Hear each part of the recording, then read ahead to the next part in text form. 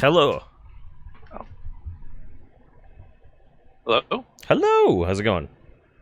Hey. Not doing too bad. Sorry if I stutter a little bit. I've been in quarantine and all that, so I'm not Oh. used to talking to people as much. No, Um, it's all right. It's all right. We're all trying to find a way to live in this new normal, right? yeah, tell me about it. I hope it does not become the new normal.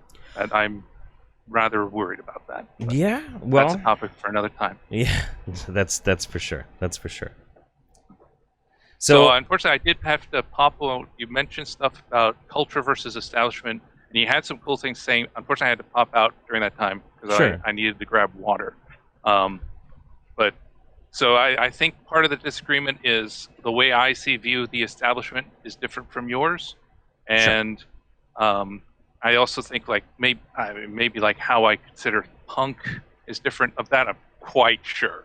Um, I think I should also I'll put the qualifier out there. I don't think necessarily that me and Sophane would have completely aligning views necessarily on what punk is, but they'd probably be pretty Oh yeah. close. Pretty close. Okay. Yeah, I see it. One of the comments I made later in the thread was actually that punk has the same problem or the same phenomenon as libertarians, which is it's a herd of cats. No, probably no two punks see eye to eye the same way no two libertarians are going to see eye to eye. That's very true. That is very true. That is that could you could almost call that the universal law of libertarianism. Is they don't get along. Yeah.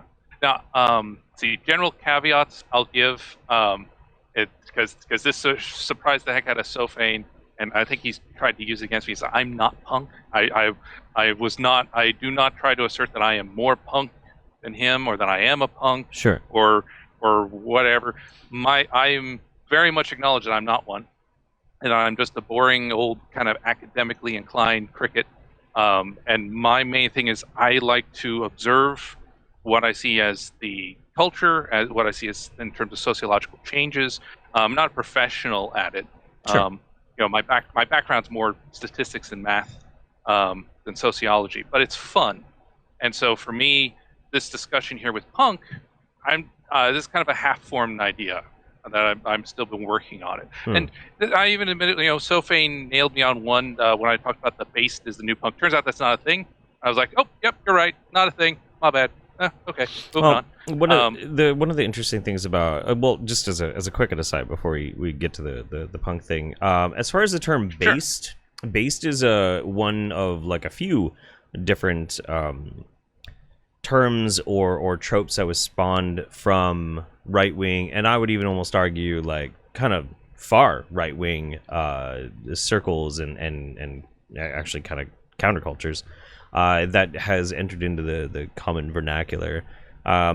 Based like I would say like at this point, based is just kind of like an even-headed a capacity for like wisdom, but also being don't give a shit. It's kind of punk. It's kind of punk, but it's more like wisdom punk or some shit. I don't know.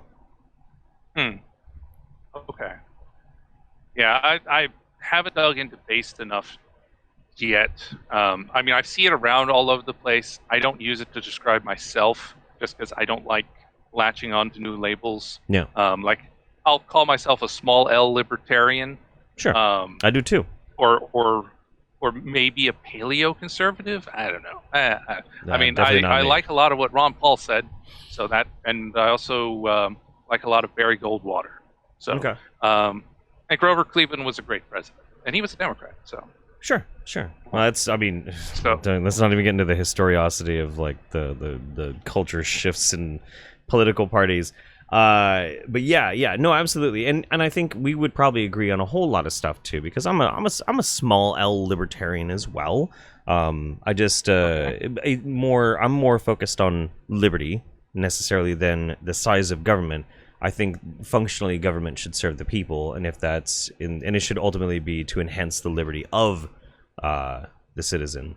So, like, I'm still cool with like social programs, so long as they serve to enhance the liberty and the freedom of motion, freedom of pursuit, of interest by the citizens. That's like I think we would agree with a lot of stuff We just might not agree on how it's implemented.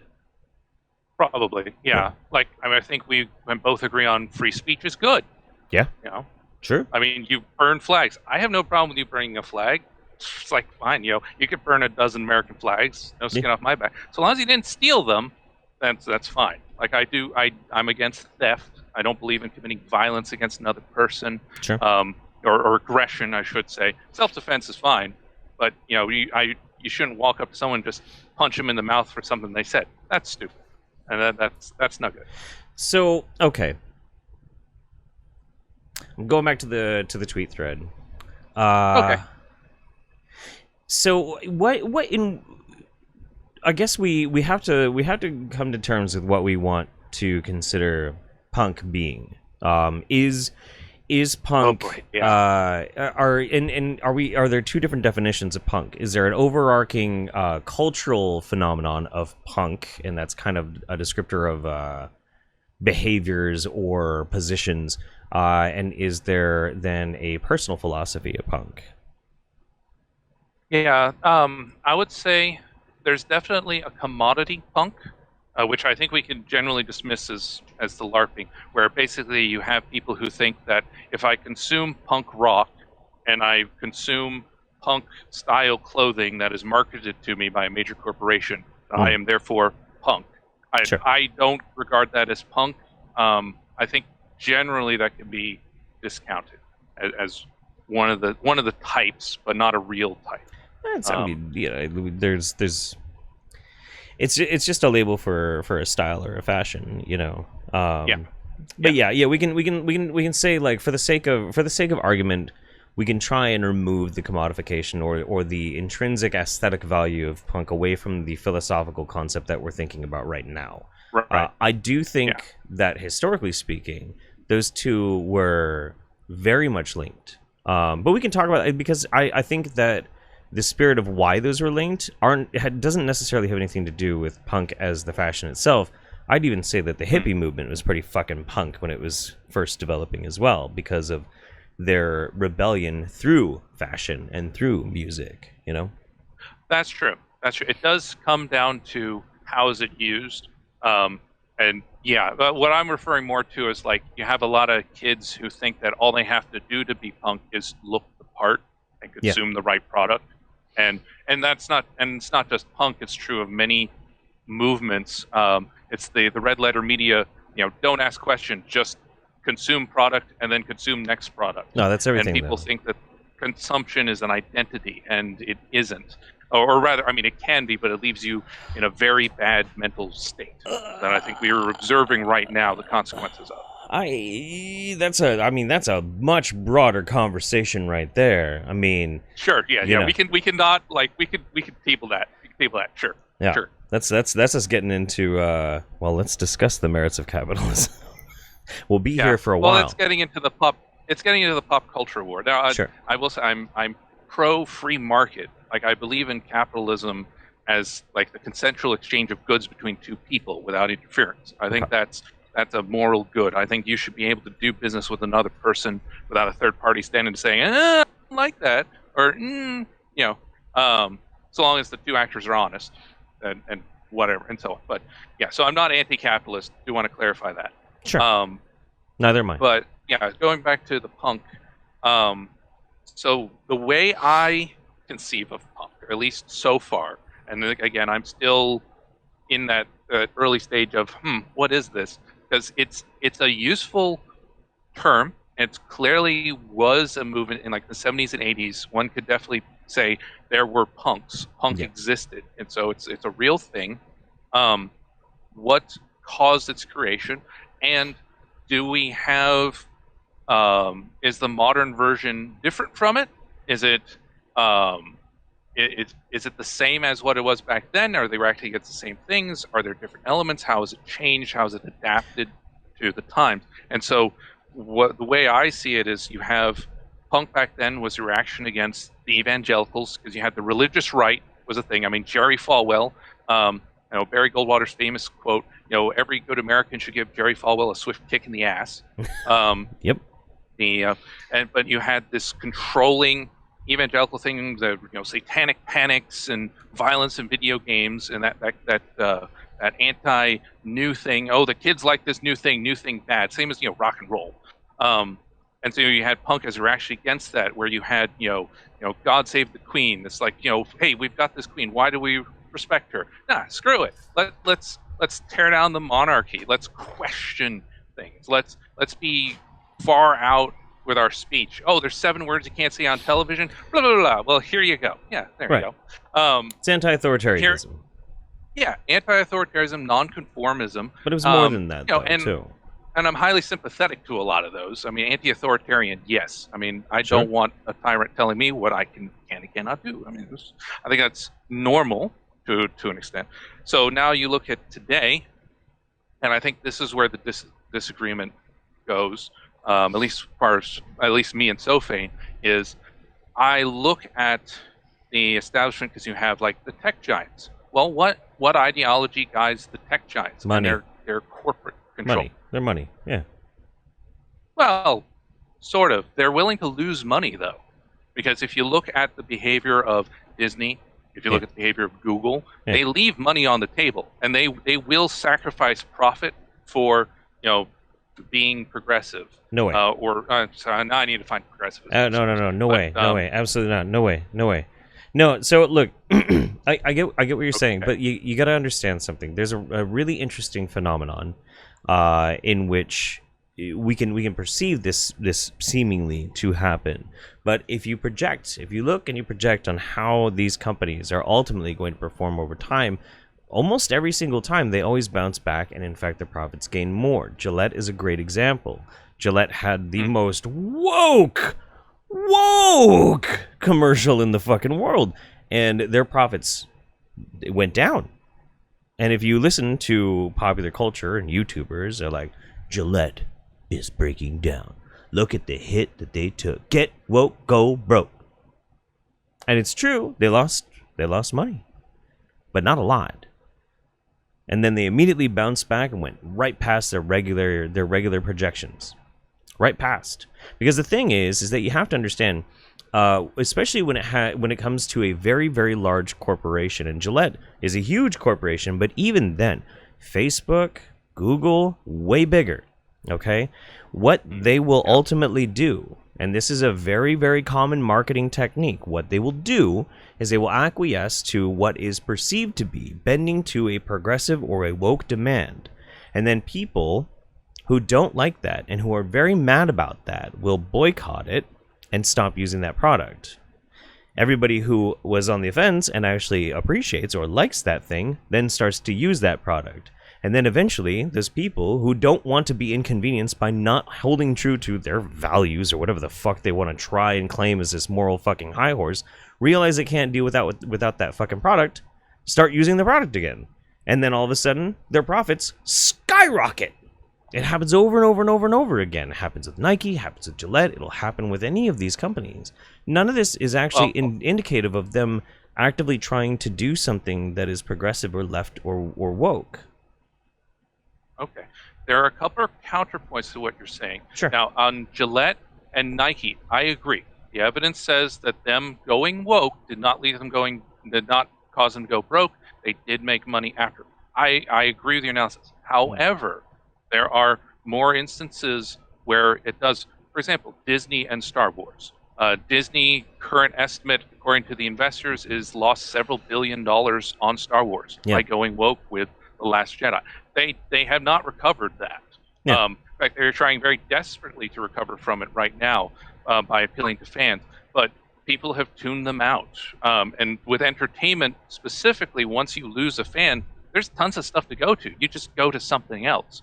So Disney, you have Marvel Comics. Likewise, they never got back the subscribers they lost from all that stuff they did with like female Thor and this, that, and the other. Their disaster from a while ago. So you do have, I agree with like Gillette or people who make staples or mainstays. Yes, it is very hard to boycott or get rid of them. In Nike's case, their core audience was very on board with Colin Kaepernick's message. So they actually, in their case, they were appealing to their core customer base when they did that. The people upset weren't their customers. And But the problem comes when the people cater to those who are upset, and those who are upset are not the customers, as happened again with like Marvel Comics or Star Wars, some of the video games as well. Well, we have examples. Okay, so and I hear what you're saying. So I look, we're gonna you deal with statistics. So we'll do this with basic statistics. The Last Jedi, which I agree was a terrible movie. I absolutely despise that movie. Not necessarily because it was woke or anything, but because it was nonsensical and terribly made. But its budget is estimated anywhere between $200 and $317 million. Right. It made $1.3 billion. Right. Now, it was not a financial... that because marketing. Yeah. So, yes, it did make $600 million. That's in the budget. Yeah. Yeah, it made a massive amount of money. Massive amount of money. Sure. Because Force Awakens was not... I mean, it was kind of bland. It was generic. But Force Awakens did not turn people off. So people consumed Last Jedi and were like, hey, more like it. And then there was like, ugh. That's why it didn't make nearly as much as The Force Awakens. There was a big drop. Right. Now, some drop is normal. It was more than that. Then you look at Solo. Solo didn't make back its budget. It was a bomb. Too bad. Then you look at The Rise of Skywalker. Mm-hmm. Rise of Skywalker barely broke $1 billion. The problem being the budget for that thing. It maybe broke even. The current insider rumor, and I'm going off like Doomcock and some other and Clownfish TV because they actually have insiders. It may have actually lost money. Like even though it made $1 billion, Rise of Skywalker may have lost money. And the reason it only broke $1 billion is because people consumed The Last Jedi and were like, oh, no, screw this. I'm not going to give it my money. And then they didn't. They didn't show up for Solo or Rise of Skywalker. And now when you take into account the $4 billion they spent on it, plus the money they made on the budget and the marketing, current estimate is the amount of money they made back, even though it was, I think, if you add it together, it's like $4 point something billion is what they made on the revenue. They still lost money because the budget for the films, the marketing, and the cost of acquiring the property still make it a net loss. If you add in like the cost of acquiring the property, that's one reason Kathleen Kennedy's is in trouble because like the investors are not happy. Look, I understand. Trying to read. If you add in the acquiring of the property, you kind of have an argument there, kind of. But at the same time, that could be paid off over any number of years. I still, like, none of these examples necessarily show definitively that they lost money. And you can't also, necessarily say that it's because they went woke. It's much more likely that they're just shitty fucking movies. We haven't had a good Star Wars. I liked Rogue One. But I don't think we've had a good Star Wars. I don't think we've had an actual legit good Star Wars movie since Return of the Jedi. So there's a whole track record that I can point to be like, I think there's quite a few reasons why it might not have done terribly well, but they still did well. They still did great. They still made a lot of money. Second point, Marvel Comics. Marvel Comics has been having nothing but a net fucking loss for like 15 years. Yes. Yes. Yeah, and I remember what because you had the overuse of events, you had event fatigue, increasing is a huge friction between the Event fatigue is a huge thing. There's increasing friction between the different publishing houses. That's not even getting as far back as when you had the split and forming of Image Comics, the headhunting, the sharking, and you also had the problem with Marvel Comics. I'm going to tell you right now because I read comics all the time. I keep up with it. I try to. I'm a little behind right now. The problem with comic books in general, especially in the main publishing houses, is writing. Even if it's not woke, even if it's like anti-woke, the writing is usually shit. Okay, but if we could clone Jonathan Hickman, we need to clone Jonathan Hickman and make these disembodied. Hickman was great. He's incredible. I loved his Avengers run. I read that through. I was a little disappointed by his Secret Wars. I loved it. But okay, I just thought that coming down to Reed Richards versus Doom again was like, it's like, okay. I mean, I guess it's the classic, but I was expecting a bit more as the payoff. But I loved the journey there, like what he did with Beyonders and all that. It was just so good. That was epic science fiction in Avengers. And agreed. Yeah, no, we're in agreement on that. But I would point to though the wokeness for like Marvel. or even DC is kind of on a more of a meta level as well. It's not just the product in there. It's also, as you said, the writing styles. Well, who are the writers? How are they hiring their writers? How are they choosing them? Why are some of the good people like Chuck Dixon or some of the good artists getting thrown out? Why are they being blacklisted from the industry? Why was there an effort to blacklist Scott Snyder recently on false accusations? And you look at it. Well, now we know we have this whole Whisper network. I mean, there was a Facebook group. We've got the screenshots of it. Bleeding Fool. Right. Just that you have this whole network where people who are not qualified, who aren't talented, are exploiting false accusations to try to get ahead in the industry, and so they're ruining the industry. So that's the aspect of, I guess, wokeness. I like the term bisexual. I like to say I like to call that general class of people bisexual, and I differentiate them from just a typical like center left or left leaning person, because a bisexual like goes cult like with it, where they're who is destructive. But that is behind the decline in quality, and that's why the go woke get broke, is because usually once you start valuing criteria other than merit within your company, you start promoting incompetence. The incompetence leads to mistakes, and those mistakes cost you money in the long run. They cause the decline of your industry. We see that as well. NASCAR. NASCAR is losing money steadily over time because they keep alienating their fan base. That's another one.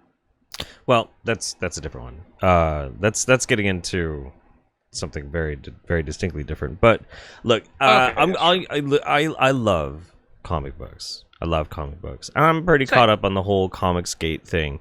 I'm gonna say something that might be kind of an unfortunate thing to have to hear me say, but it's not up to us. Now, I can join you in being a bit incensed that it seems like a very distinct and small group of people ultimately are now in charge of a cultural experience that I grew up with and I love, but I also can't change that. Can't change that. What I can do is I can just not purchase the things that I don't like. And for most of the Marvel comics out there that are produced, usually I'm just not that into it. Some of it are fine, some of it are not. I mean, like, but the thing is too, like, if Marvel Comics wants to make a super woke fucking comic book and market it to people who are super woke and are going to want to consume that, good for them. Good for them, and good for those people who now get a comic book that they're going to enjoy. That's cool. I'm glad that there's still titles out there like The Immortal Hulk.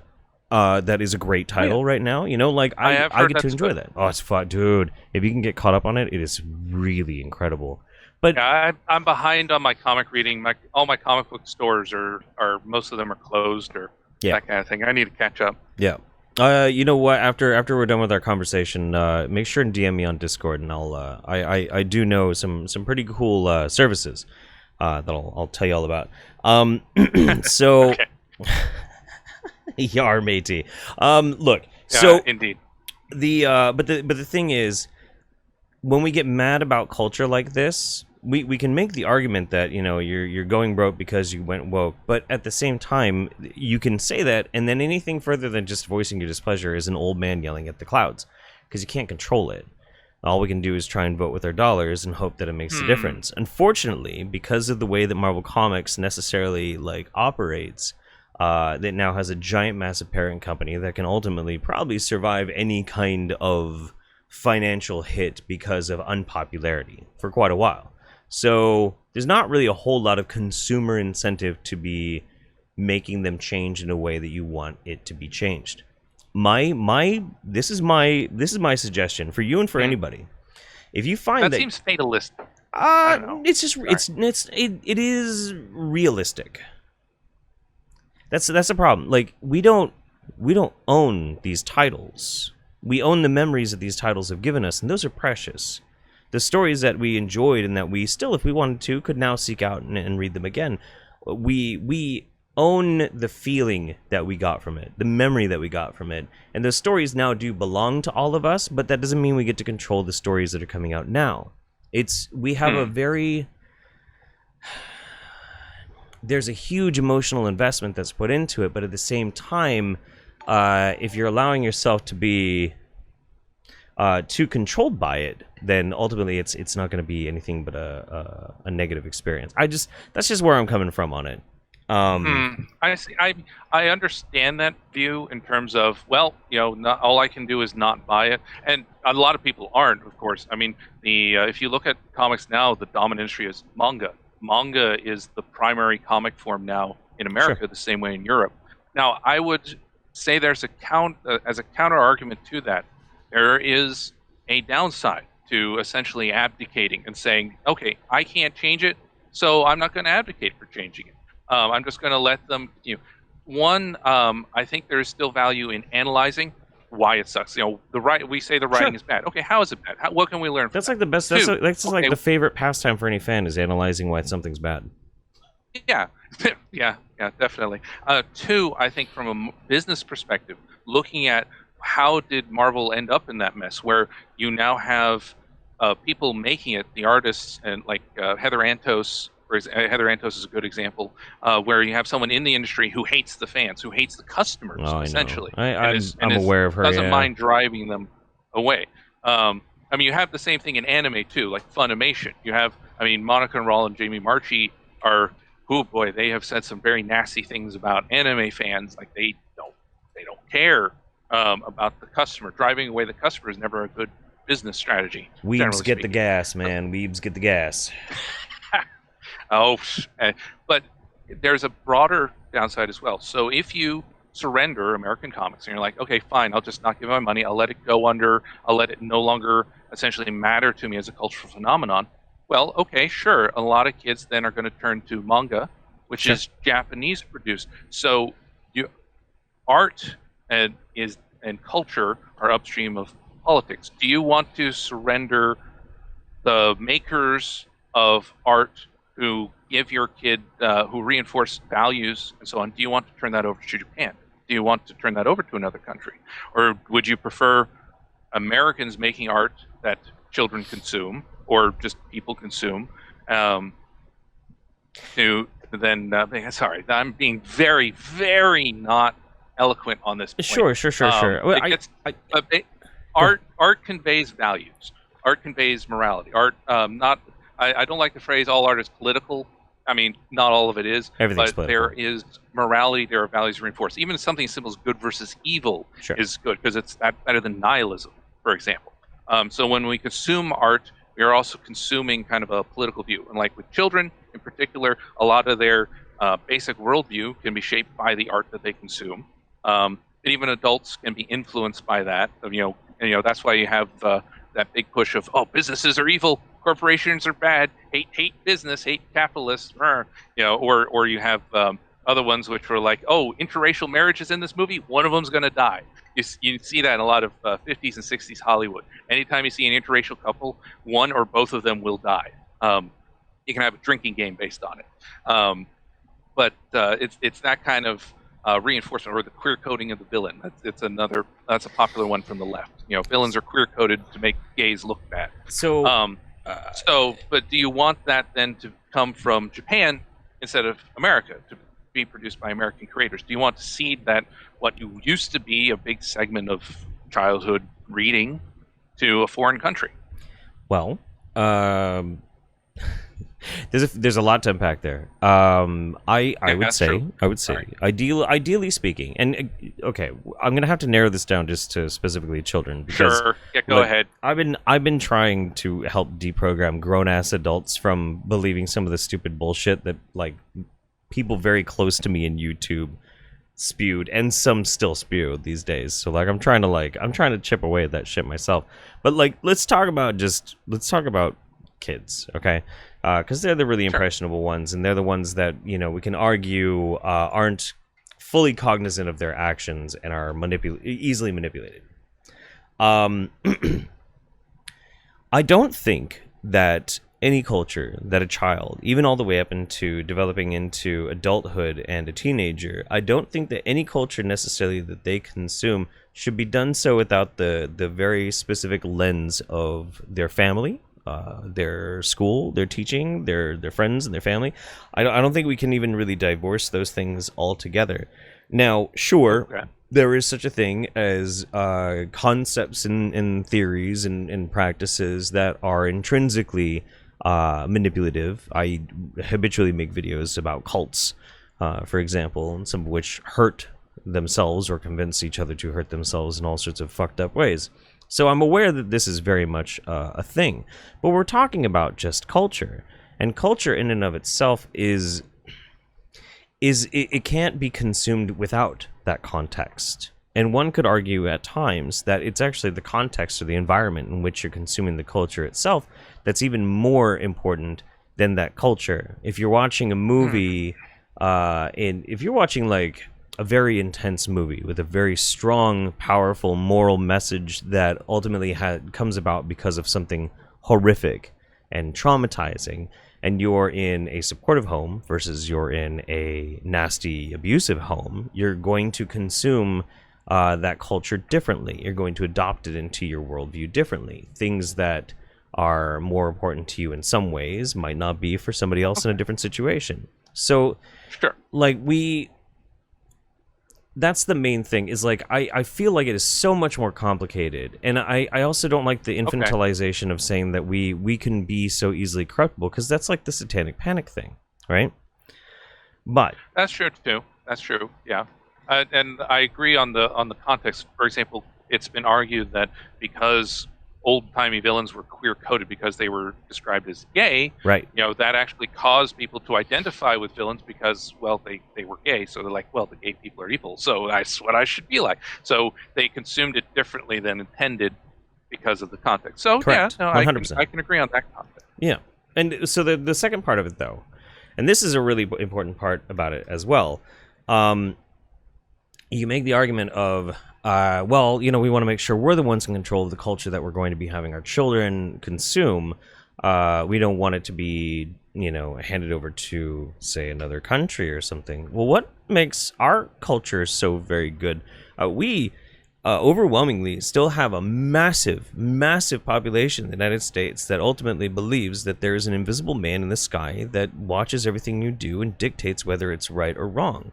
Now, whether you agree with that or not is fine, but that is a very large portion of people. And of those people, they also, very commonly, believe things like gay people are evil, or that trans people are abominations. We have huge swaths of literal fucking racists, race realists, fucking ethno-nationalists, race supremacists in the fucking country, and they produce culture. There's a shit ton of that culture right now, easily accessible on YouTube, that any kid can go and fucking watch. And these are Americans. This is American culture. It's American TV, American art. There's a fucking wildly popular cartoonist on Twitter by the name of Stone Toss, and the motherfucker's a Nazi, a literal fucking Nazi. The dude's a fucking like straight up Zeke Highland kind of shit. And no, it's not up for fucking debate, guys. Come on, just fucking come on. Okay. But my understanding was he was ironically a Nazi, but I'm not sure.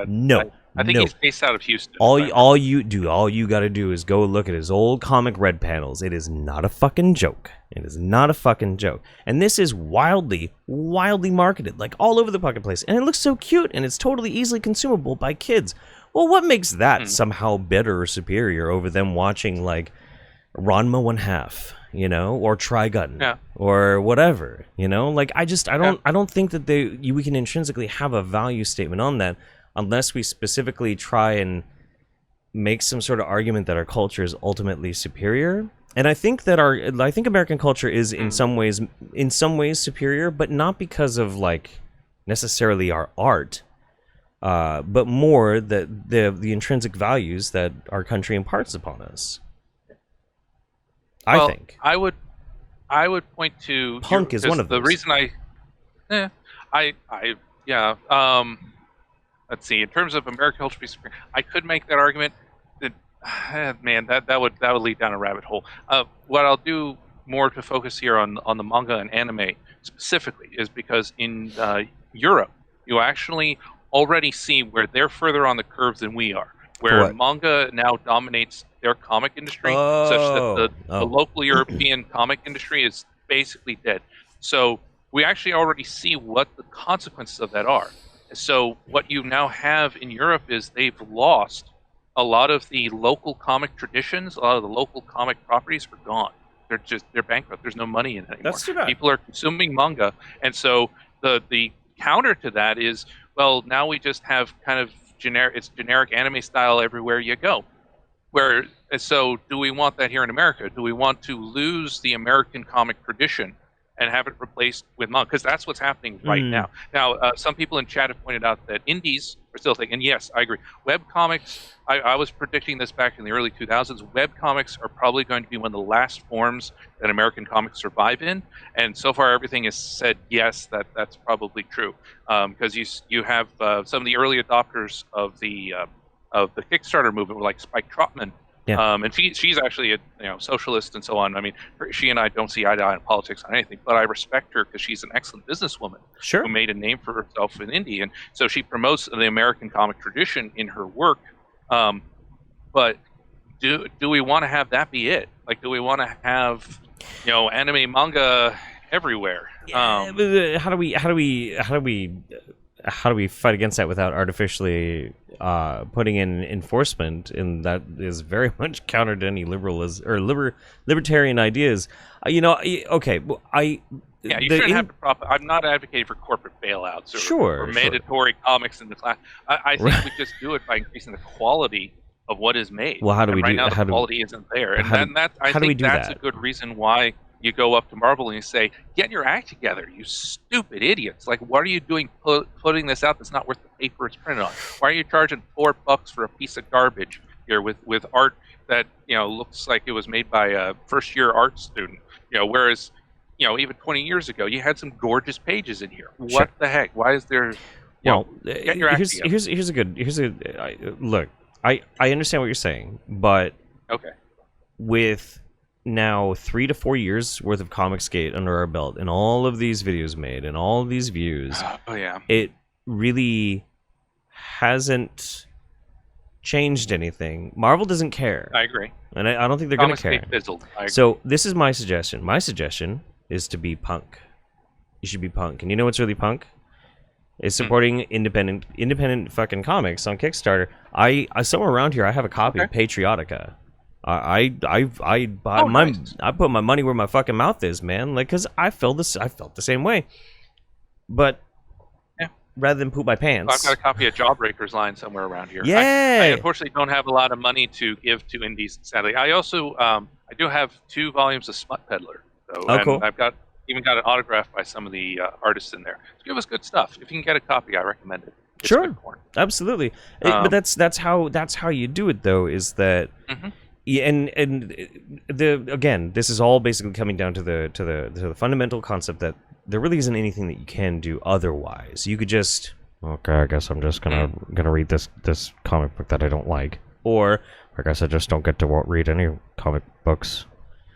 Or just, read old comic books, find something that you think is good, and try and support it as much as you can. It's not a perfect solution, but it's really the only one that maintains your own sense of responsibility and autonomy over what you're having to deal with, Okay.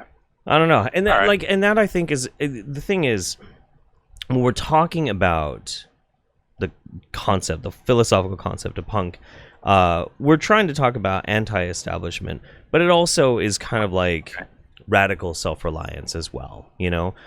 Taking a power account to really truly embrace what you want, what you are, how you feel.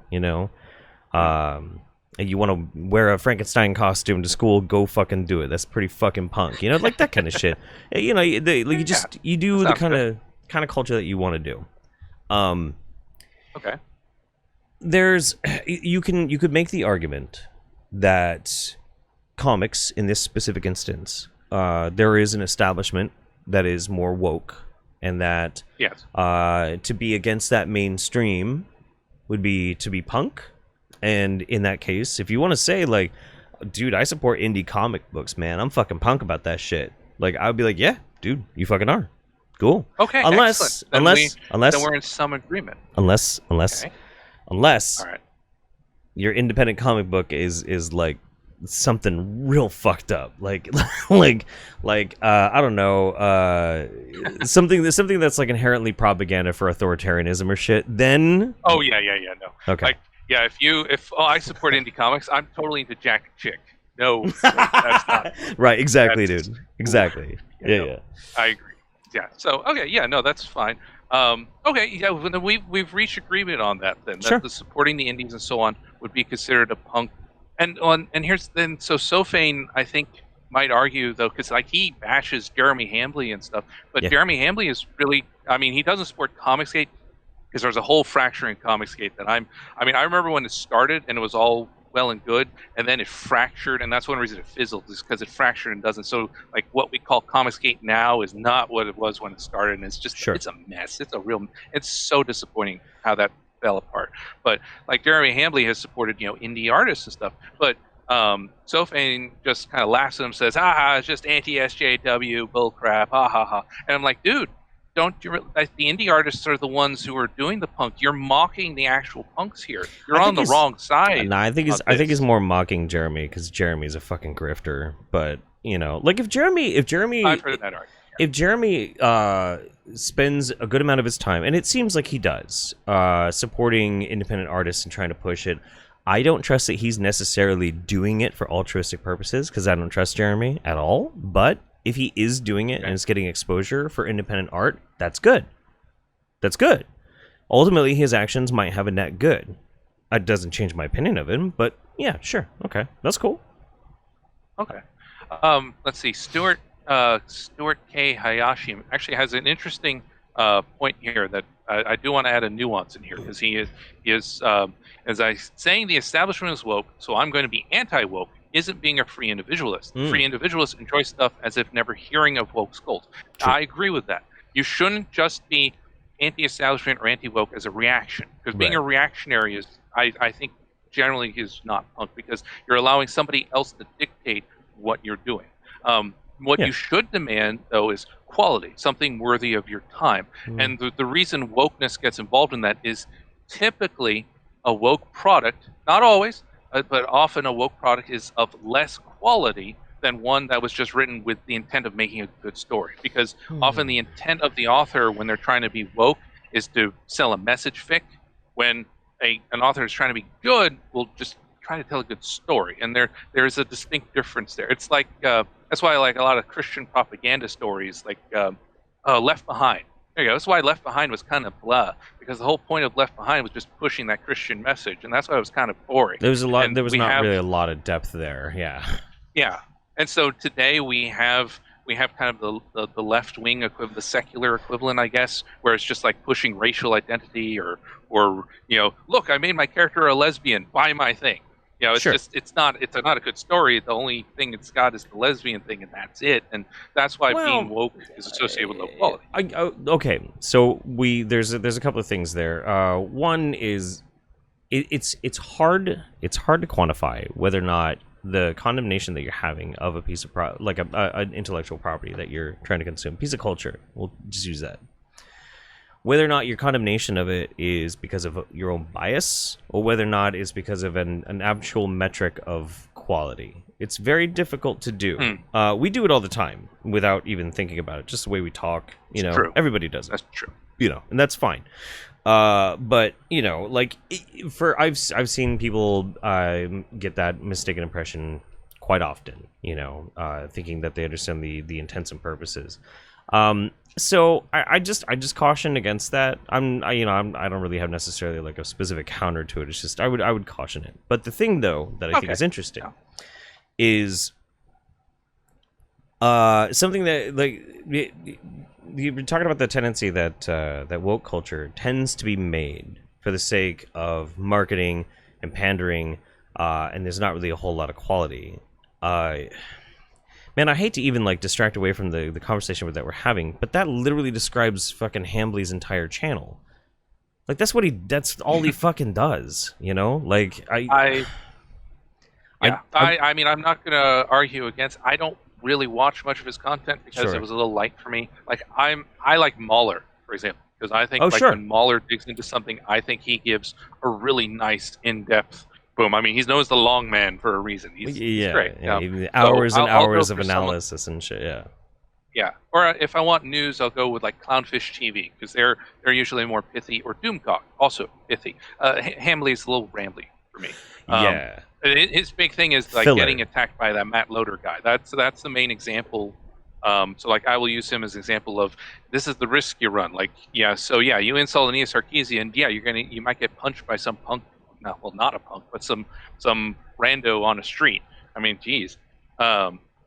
It's a pretty good example of that case. But, I would argue that Loader's not a rando, and that he had a very specific idea in mind. I'll also point out that he was wearing rainbow pants when he popped Jeremy in the face. He was? I actually didn't know that. Yeah, he was. He was wearing rainbow fucking pants when he walked up, and he popped Jeremy pretty lightly too in the face. But yeah, I mean, look, I don't advocate violence, and obviously people shouldn't be attacking Jeremy or anything like that. And yeah, but like I've had not getting into it necessarily, but I have had some rather sketchy and spooky interactions because I've spoken out against far right issues. I mean, it happens. It's part of being a YouTuber. I don't think that there's one side that has more of a. It's like saying like cancel culture. Not one side does cancel culture more than the other. They both do it. They both do it 100%. Fucking everybody does cancel culture. It's wild. But look, so okay, so let's get back to so we discussed comics, and we actually came to an agreement where indie comic makers being against the current establishment, and now we've also come to agreement too that the establishment can be left-leaning. That is not solely a right. That's something that Sophane seems to push, is that the establishment is only conservative and right-wing, and that's something it's like, no, we have clear examples where an establishment where the overwhelming power is in the hands of people who lean left or who are left-leaning. I mean, Google's internal corporate culture is a great example. We know from James Damore and a lot of the no. I met James Damore. Oh. No, that dude's an idiot. Oh, okay. Yeah, I met this him. is one. No, he's a fucking dumbass, dude.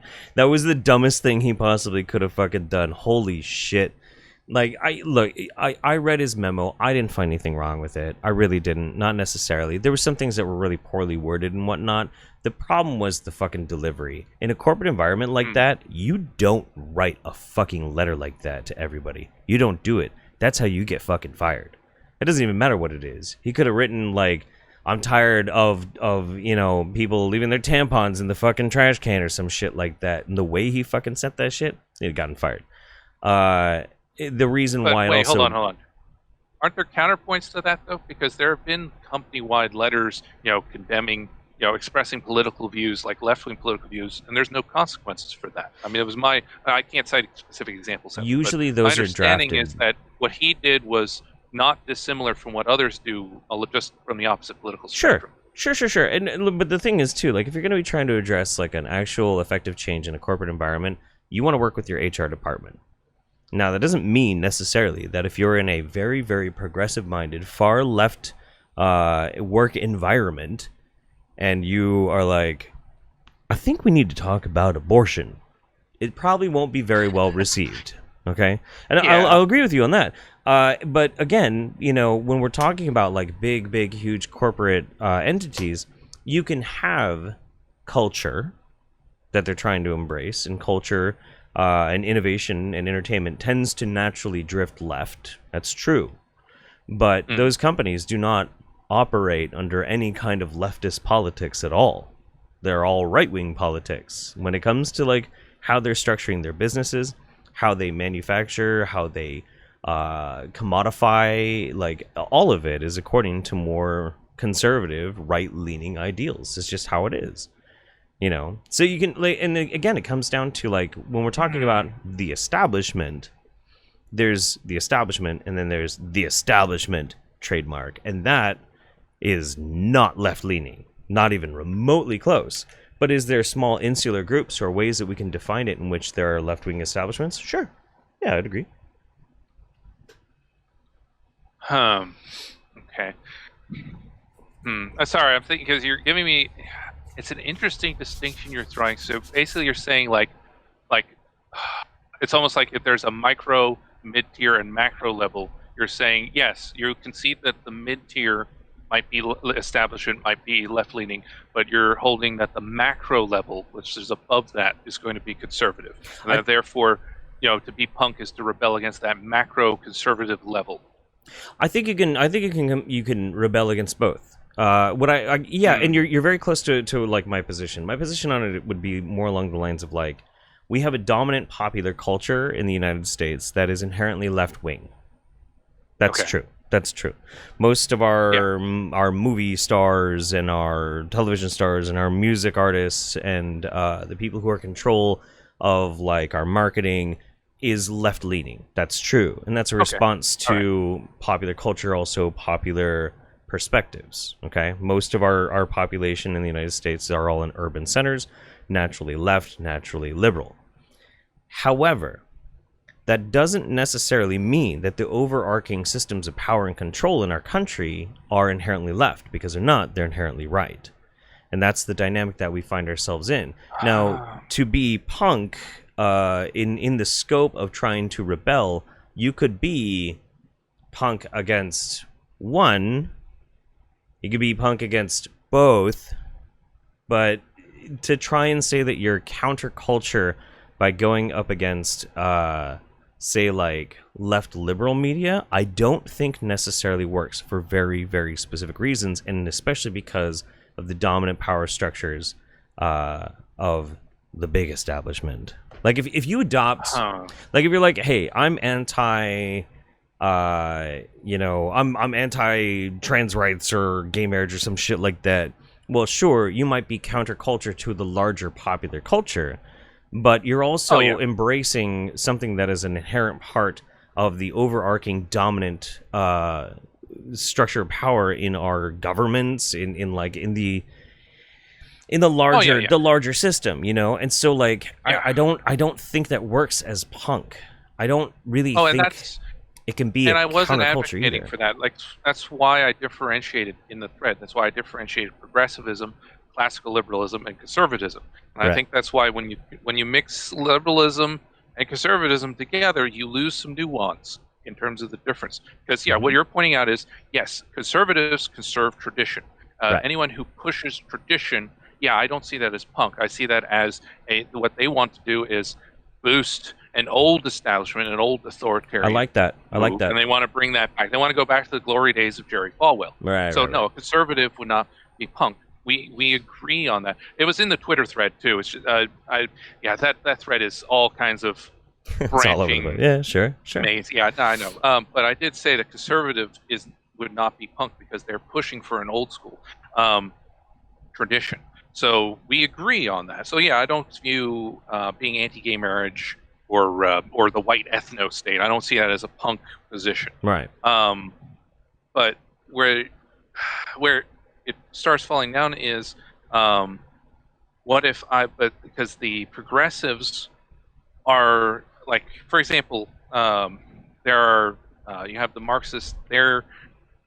Oh man, sorry, I'm starting to flag. It's all right. Dinner time. My blood sugar's crashing. How about this? Like, I would also concede something very specific, and I really like bringing in tradition. I think is a really important intrinsic part of it too. Being anti-tradition though doesn't necessarily make you punk either. I don't think so, because that can be part of a larger dominant culture. That's we're like, yeah, it's cool to be atheist, and sometimes like that is kind of a rebellious thing, especially if you're in the Bible Belt or you come from a very like oppressive religious family. That can be pretty fucking punk rock. But if you're like in Portland, Oregon, and you're at a fucking vegan coffee shop surrounded by cats, and you're like, yeah, I'm an atheist. It's not very punk rock, is it? Yeah, everyone is. You're just one of the crowd.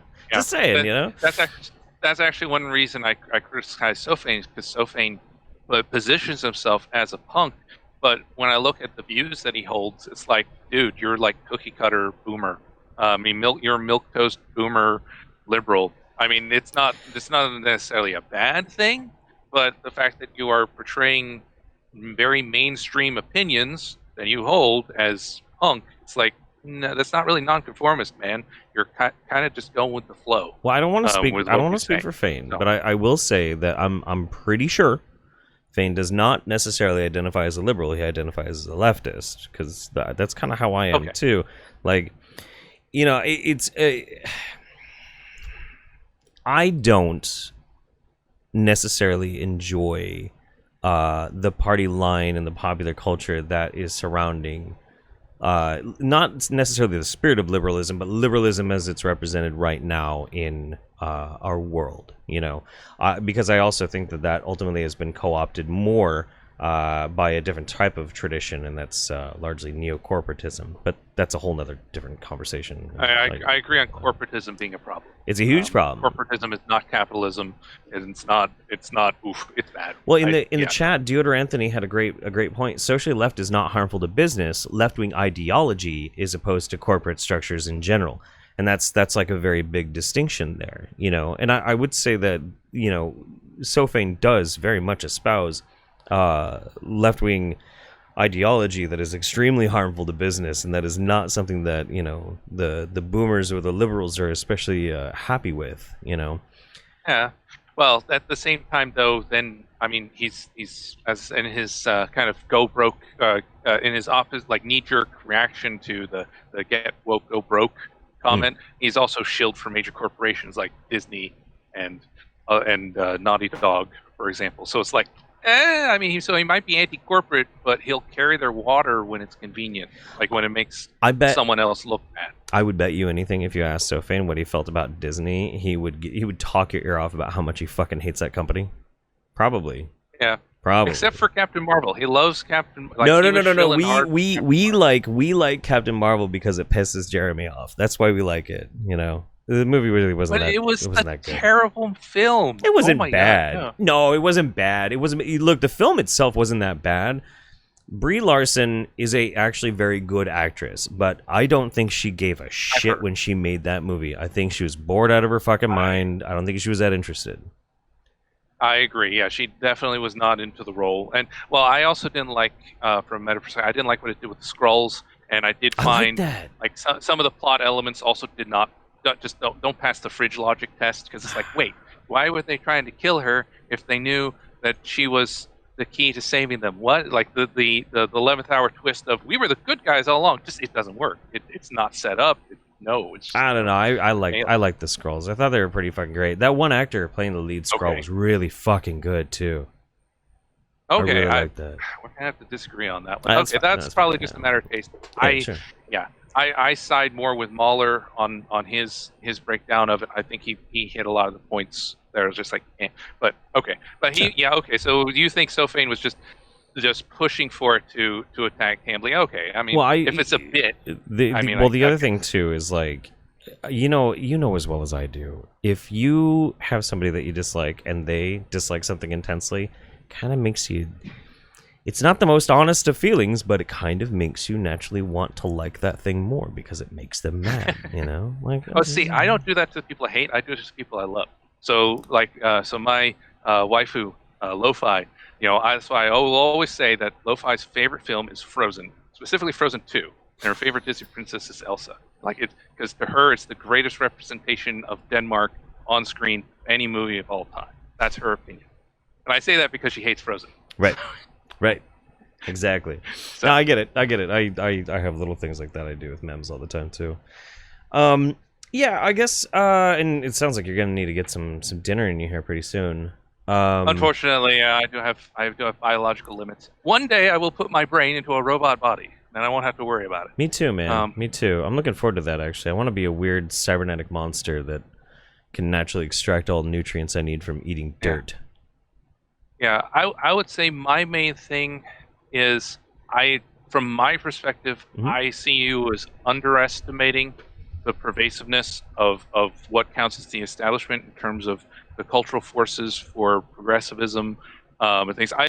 Your argument about like a macro conservative tier is interesting. I don't know if I agree with ascribing that to conservatism, though. I don't know if conservative is the right word for what that macro level is. I don't think it's I don't think it necessarily it's again, you know, the main thing that I'm always going to end up coming back to is I think that the neo-corporatist attitude that dominates the power structures in our country, I don't think it's Republican or Democrat. I think they're most of them are all part of that whole interested party thing, you know. Okay. And Yeah, but it is yeah. inherently right wing, and very often it's very conservative, but not necessarily conservative in a value sense either. I don't think I don't think people who are really in control of things give that much of a shit about like Christian morals. I don't think they give a fuck. Yeah. They're so rich they don't I have can to agree pay. on that. Eh. Yeah. So Like I don't see neocon. Yeah, because to me, like the two sides, or the I guess the traitors to both sides. You have the neoliberals like Obama or Hillary, and then on the other side you have the neocons, the neoconservatives like Bush, Cheney, Romney.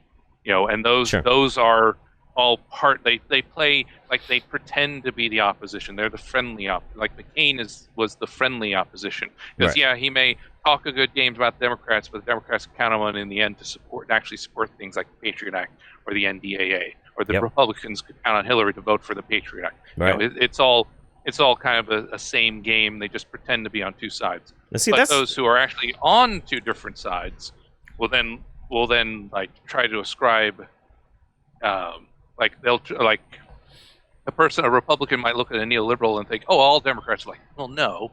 And in the same way, like a Democrat may look at, say, Bush and be like, well, all Republicans are like Bush. No, they're actually kind of, yeah. This is this hitting on something that's so fucking important to me these days, and it's been driving me fucking crazy. So fucking crazy.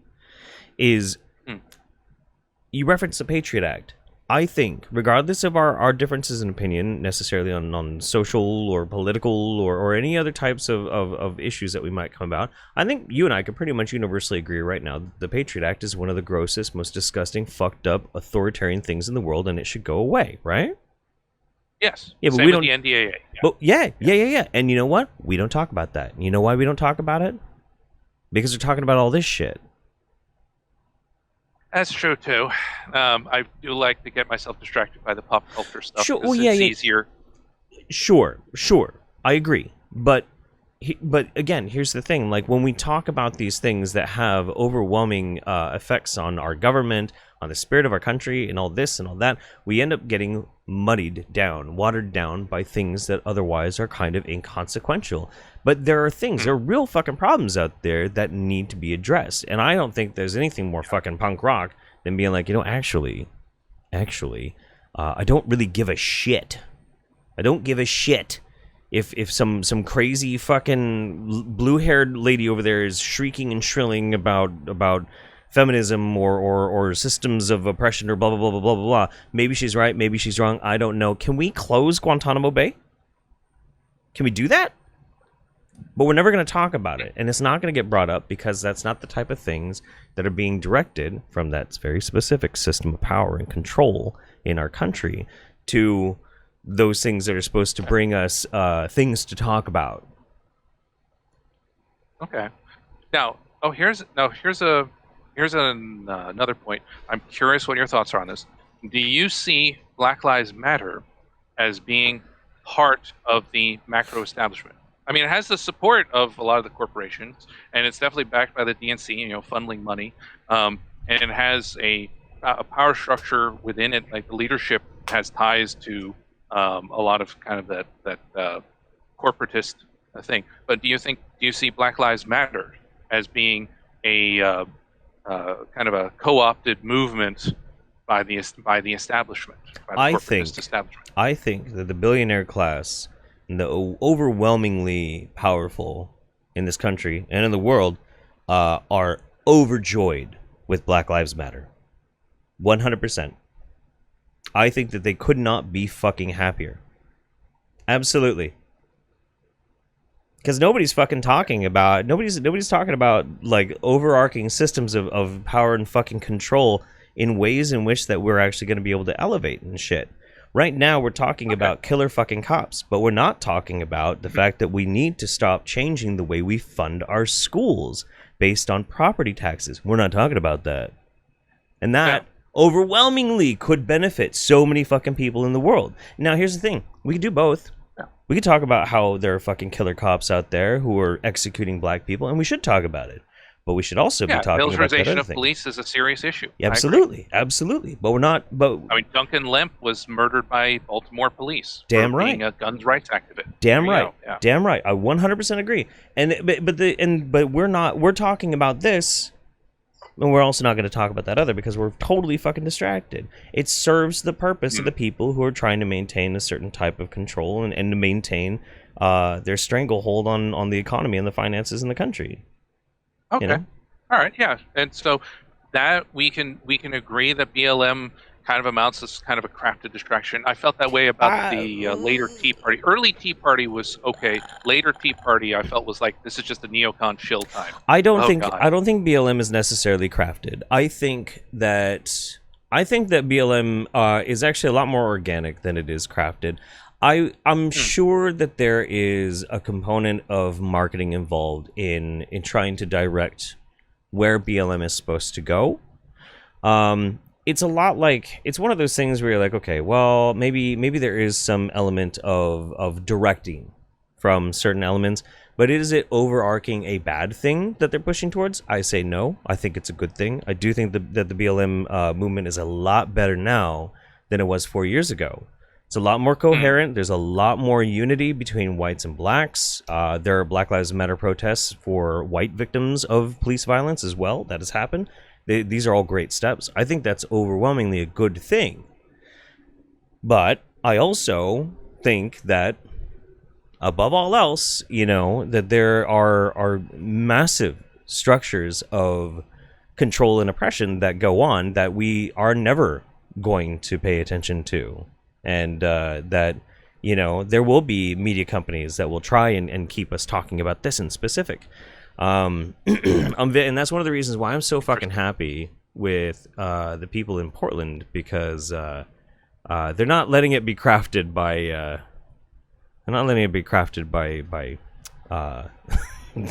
marketing people. Oh, that definitely do not have any marketing people. Based on who a marketing person would probably have a conniption. With how Portland works, no, their head would fucking explode, dude. Yeah. Oh, okay. All right. I think because one of the points that Sophane made in the discussion, I forgot if we brought it up, was, we did, because that's what actually brought you into the conversation. Was try burning a flag, and that'll tell you who the establishment is. And so one of my counterpoints was, try being a person who splashes paint on a BLM mural. You'll find out quick who the establishment is. We've already seen that, like in New York City and a couple other places. That's not really about the establishment. They hit you with hate crime, and that's not really they try to throw the book at you. That's not really the establishment. That's just doing something really fucking unpopular. Well, I'm just saying, going by Sophane's standard of burn a flag. I suppose. I don't know. I don't totally agree with that standard. I don't really agree with Sophane's. I don't really agree with that statement that if you burn a flag, that you see who the establishment is necessarily, because because specifically of the American flag, and because of like how America operates, and I think that one isn't necessarily quite as good. It works a lot better in other countries, though. Absolutely. I don't know. All right. Yeah. So because I think, let's see, because I think Sophane is taking the stance that, like, support, if you're opposing BLM or supporting it, or something has something to do with punk. And I was trying to point out that no, BLM is kind of a symptom of the establishment, which I think you've also, I think we have some agreement on that. So, well, good. Okay. Yeah. I find your stance way more reasonable and much better thought out than what Sophane was forward. But I don't think Sophane is known for thought out. Well, I'm sure it'd be different too, if you got a chance to talk to him, like in this environment rather than Twitter. I mean, dude, I'm not nice on Twitter. I'm fucking mean. I'm really fucking mean to people on Twitter. But if we get a chance to talk, I'm usually a lot nicer. You know? No, Just one of those and things. I appreciate that. Sure. Yeah, it's just the only time I got to talk to Sophie, I got to be on Poisoning the Well once, and we were talking about video games, which is like, okay, I'm not much of a gamer, so it wasn't Sure. huge, but he was saying a lot of stuff about Last of Us 2 and didn't really understand some of the points. So I was like, okay, here's a basic summary, far to know, and it was okay. Yeah. It was okay. He's actually not bad to talk to. He's more of a firebrand on Twitter. Same deal. Yeah. I love that dude. I love him a lot. Yeah, I guess the last thing that I would really mention though is like saying that BLM is a symptom of the establishment. I think it's a reaction to it. And I think punk always has been a reaction to it. It's one of the reasons why you'd have, anti-monarchy punks protesting the Queen. You'd have a lot of punks in the 80s, very anti-Reagan, anti-war protesters. A lot of times have been very punk. And there's the whole concept of a reactionary, but then there's also the whole concept that culture reacts to culture, and being counterculture invariably should happen organically, and I think BLM has happened organically. But again, if there's control to be made or money to be made, I'm sure people will always try. That's why it's within every single one of us. If we have something that we think is a good idea, if we see value in something, one of the best things that we can do is try to at least keep it on track. Even if you fail, you try. I think that's a good idea. Except Kekistan. I had to give that one up. Yeah, what happened to the Kekistan? I remember that as being a joke. It was. And it was a funny joke. Oh, yeah, and yeah. then It was hilarious. It was fucking great. The whole point of Kekistan was we were tired of people on the woke side saying that you can't use Pepe because Pepe is racist. We're like, that's not fucking fair. That's bullshit. And then we hated the people over like in the Nazi side being like, Pepe is ours. Like, fuck you. You can't own a meme. Neither of you assholes own a meme. Meme freedom. Yeah. We all get to have memes and love memes. Fuck you both. Kiss our asses. Blah, blah, blah, blah, blah. And we tried to hold on to that. And then everybody thought it was Nazi shit. And the Nazis didn't give a fuck. They're like, ha ha. And everybody thinks you're as fucked up as us. And we were like, oh, I think we should probably let this one go, dude. But then one, in my opinion, heroic and brave, maybe a slightly naive man made a video trying to explain the meme. And it didn't work, but in the process made Pepe so fucking cringe that the alt-right doesn't use Pepe anymore. So now Pepe is free of being a hate symbol. So in the end, you could say Kekistan wasn't a total failure. Yeah, okay. Yeah. I'm not as well versed on the Kekistan thing as I would like to be. It's been so many years since I've been on 4chan. Like I'm from the generation of 4chaners, I think similar to Medicare. Like I think he and I were on 4chan around the same era. It's just the trick is he stayed on. I quit after a little bit. Yeah. Everybody moves on. I'm from that old pools closed and WT snacks kind of era. Yeah, Club Penguin. Yep, I know. Yep, I know. The A board was always my preference because that's actually I found out some good recommendations on shows. Sure. Let's see. I've never been on poll, but that's probably a good thing. It's not that bad. All right. If you're used to chat All right. boards. I think I'm going to get going, but this was great. I really enjoyed this conversation. This was a lot of fun. This is some of the most fun I've had in a while. Right on. Well, thanks for coming. Thanks for coming really, and talking to me. I appreciate it, man. No problem. I like talking to people who I don't always agree with. You get more done that way, and you have a very good basis again for what you say. So as I said, your macro, your system of like a macro establishment kind of thing. That's something I'm going to have to think about because that's the first time I've run into that. And you also definitely gave me some great insight on punk, which is something I've been trying to wrap my head around. To try and understand the punk movement and how it relates to the modern day consumer revolts. Because you have, because that's been a kind of a focus on me is the consumer revolts. The Sad Puppies, Gamergate, Comicsgate, the Sure. Weeb Wars, the Fandom Menace. If you want to understand how the spirit of punk came about, though, like to really understand and exemplify it, like you're gonna have to dive into the music. and the history of the music, because like it's intrinsic to then how that culture itself responded to the other culture at large. But yeah, I mean, there's some great documentaries out there, and don't forget to DM me on Discord, and I'll get that thing I'm supposed to send you. Sure, and if you can send me any book or documentary recommendations on punk, I would definitely take that. I do love my reading. Sure. I think my joke is the only punk I'm really into is the steampunk, and I am into steampunk. That's legit. But that one is, I see it more as I believe in the Victorian character. Yes, you must bring back hard work as an ethic. That is definitely punk. Right on. It's counter to so many of the slackers of the modern era. I got a few steampunk friends out there, yeah, for sure. Right on. Go get some food, buddy. All right. Bye. Cheers. That's nice. Nice guy. Let's see. There's a couple of things too that I was kind of thinking about. That I wanted to make some distinctions to. Aren't there BLM activists who talk about those other issues and how they connect to current policing practices? Yes, there are, and I 100% think that like when you do find somebody who's trying to do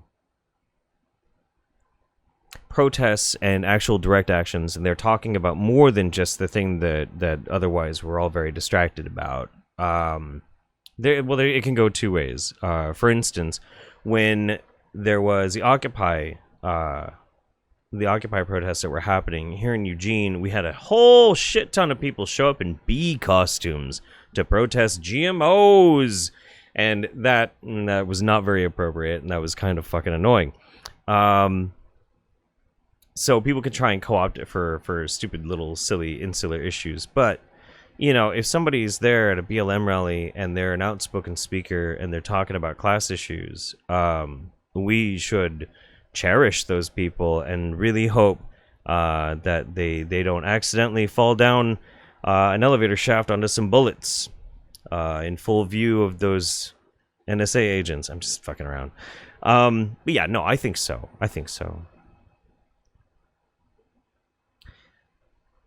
Yeah. That's fun, man. That's a good time. I like having conversations. I haven't really had a good chance to have a conversation like that with somebody in a while, and yeah, brings me great joy. What a nice guy.